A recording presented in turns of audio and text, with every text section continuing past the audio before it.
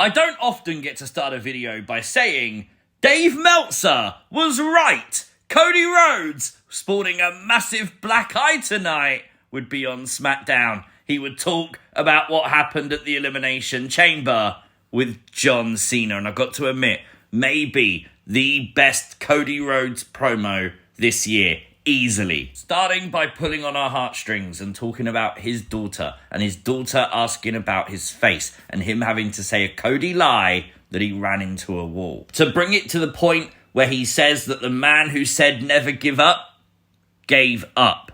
Cody would tell a story about how John Cena told him that the championship gets heavier every day. Well, Cody Rhodes, he said that John Cena thinks the person that comes after him has to look and sound just like him, and that John Cena is the last of a dying breed. Well, Cody Rhodes is right here. He's holding up the title belt like it weighs nothing, and at WrestleMania, he will defend the title and be successful against John Cena, finishing the promo by saying, John Cena, you want some? Come get some. Just awesome, man. Literally awesome. This was exactly what was needed this week. We know we're going to see John Cena potentially in a couple of weeks as WWE heads to Europe, where we already know next week The Miz will have a special guest of Cody Rhodes as Miz tries to get more out of Cody. This is things you might have missed from WWE SmackDown. Make sure you hit the like button, and if you are new to the channel, hit the subscribe button too. Randy Orton is back on Friday Night SmackDown after returning at the Elimination Chamber. Randy would come out with some choice words for Kevin Owens. He would talk about the fact that both him and KO have done dastardly things and how both of them have gone to places they should never go to.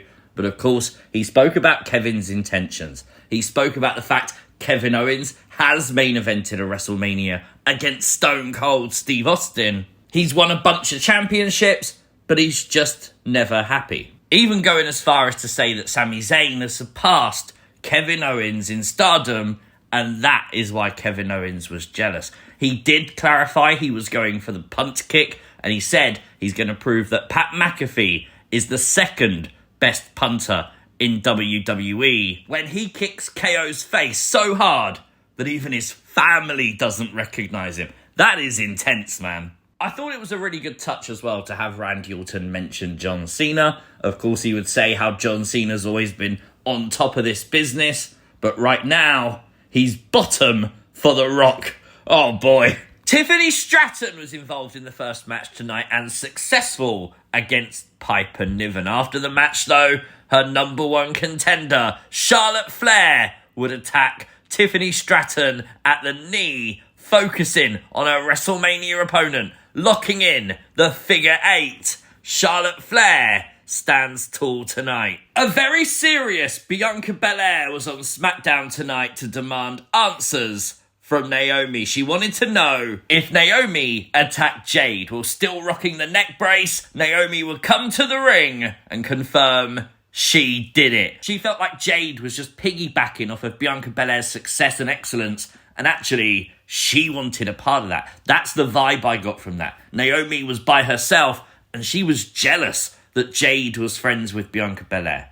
And well, Bianca Belair was left heartbroken and would walk away from her former tag team champion friend. And that's where things got really interesting, because Naomi flipped. Naomi was talking about how the fans turned on her, how Bianca Belair was an ungrateful bitch, totally solidifying a heel turn from Naomi, leaving her once best friend heartbroken. I wonder if this is now like the catalyst for Belair to go to Raw. Obviously, we know it's going to be Belair and Io, with rumours of Rhea being added for a triple threat at WrestleMania. And with just a glance between Jade and Bianca tonight, no seemingly rekindled friendship, Jade Cargill would lay out Naomi again. I have to admit, I loved when Bianca Belair called Naomi Trinity. I don't know if she was meant to do that. I don't know if it was a mistake, but it worked. In this moment, it's about emotion, it's about reality and blending the two, and that felt like it helped it dramatically. Although, right now, you need to head to the comment section and say sorry to Liv Morgan, because I remember all your comments. I read every single comment on this channel,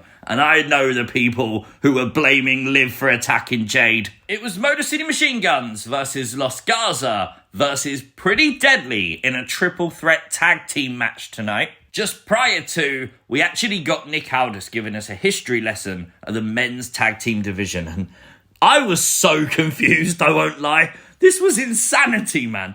Honestly, I review this every week. I talk about this stuff every week, yet I had no idea what was going on. One thing we did find out from that, though, was that next week the Street Profits will take on DIY for the tag team championships, and also the winners of this triple threat match would then be next in line, and that is going to be Pretty Deadly. One step closer to Pretty Deadly the Musical, WrestleMania edition. Oh, come on. We all need it, right? We saw this on social media earlier, just prior to Elimination Chamber. Cody Rhodes would surprise the total package, Lex Luger, with a 2025 Hall of Fame induction. The Lex Express is going to be pulling into Vegas, joining Triple H and Michelle McCool to go into the Hall of Fame.